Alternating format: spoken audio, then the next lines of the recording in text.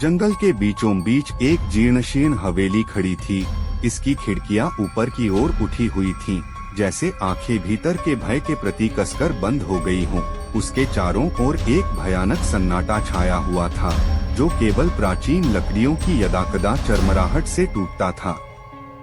जिज्ञासा और साहस से प्रेरित होकर 5 दोस्त हवेली के बाहर एकत्र हुए। जब वे प्रवेश करने के बारे में बहस कर रहे थे, तो उन्होंने अतिक्रमणकारी अंधेरे के खिलाफ ताबीज की तरह अपनी फ्लैशलाइटें पकड़ लीं। कांपते हाथों से उन्होंने चरमराते दरवाजे को धक्का दिया और अंधेरे में चले गए। जैसे ही वे हवेली की गहराई में उतरे, हवा धूल और सड़न की गंध से भरी हुई थी। हर कदम पर अशुभ ध्वनियां गूंज रही थीं।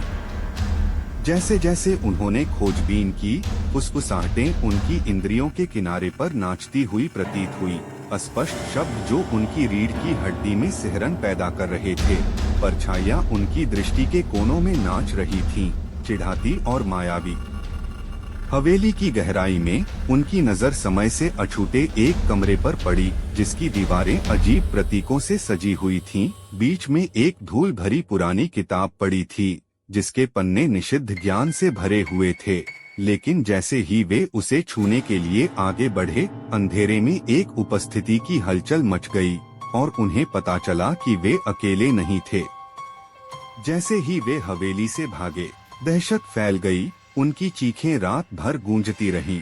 लेकिन जब उन्होंने पुरानी हवेली को पीछे छोड़ दिया, तब भी वे जानते थे कि वे वास्तव में इसकी दीवारों के भीतर छिपे आतंक से कभी नहीं बच पाएंगे।